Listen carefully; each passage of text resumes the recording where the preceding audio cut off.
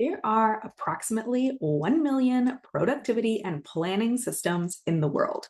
There's things like the Eisenhower Matrix, the Getting Things Done system, the Pareto Planner, Monday Hour One, and the Rock Pebble Sand method, etc., etc. And every single one of these contains some variation of the following advice. First, list out everything you have to do. Then, estimate how long it'll take to do each thing. Then rank order the tasks based on how important they are. Then superimpose your rank ordered, time estimated list of tasks against your calendar and decide when you're going to do each thing. And then go, just get it all done. And all of this makes perfect sense in theory. But if productivity is as simple as a few quick math calculations, then why aren't we all as productive as we want to be? The hard part about productivity isn't planning and calendaring. The hard part about productivity is feeling like doing things. The hard part is having the emotional momentum to start and stick with difficult, scary, or complicated tasks.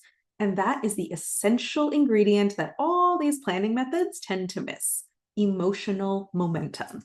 Because you are not a static automaton executing tasks one by one like a machine on a factory line. You don't just hit the on button, spring to work for 8 hours, and then hit the off button and go to sleep. You're a lot more like a marble in a Rube Goldberg machine. You gather and lose and change momentum as you run up against different objects in your path.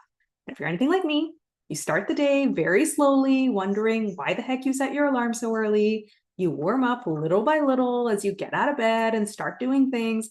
And at some point in the day, you hit your stride and you get into a good groove. And if you run into a task that is too challenging for your current level of emotional momentum, you will stop or change directions. It's just like the marble hitting an obstacle that it doesn't have the energy to break through, and so it pings off and goes another way. Which is why my suggestion is stop prioritizing your tasks by importance and start prioritizing your tasks by momentum. Your most important tasks often require the most momentum to get done. They're challenging, confusing, scary, or ambiguous, or complicated. That's why someone's paying you the big bucks to do them, because it takes real skill to do such hard stuff. But starting your day with the most important, highest momentum task can be like putting a huge wooden block at the beginning of the marble obstacle course. The marble rolls 2 inches, hits this big block, and it just stops. You don't have the momentum to do this hard task. You also tell yourself you can't work on anything else because nothing else is as important, and then you're stuck.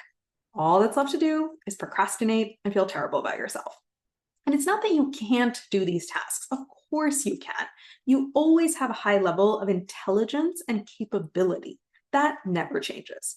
What does change is your level of emotional momentum, your confidence, your curiosity, your optimism, your sense of, I know what I'm doing, I've got this, and I bet I can figure this out.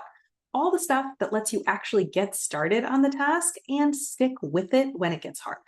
So, plan for momentum. Think about what your speed and direction is going to be when you get started with the day or at big transition points. Mine, by the way, is slow and pessimistic at the start of every single day, and it's lazy and distracted at every single transition point. Then set yourself up with tasks that will help you gather momentum, that will help your brain realize, oh yeah, I can do things, and this does seem possible, and maybe I do know what I'm doing. And then ride that momentum purposefully into the obstacle course of your most challenging tasks. Now, all of this is about setting up your external circumstances to generate the momentum that you want. This is all designing the obstacle course so that the marble can run along it. Coaching does help you do this.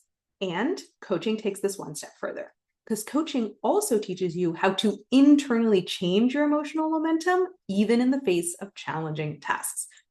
That's kind of like swapping out the marble in the obstacle course for a remote controlled car that can stop on a dime, pivot without warning, and speed up even the most steep slope. Designing the obstacle course is a very powerful tool. Swapping out your marble for a remote controlled car is an even more powerful tool.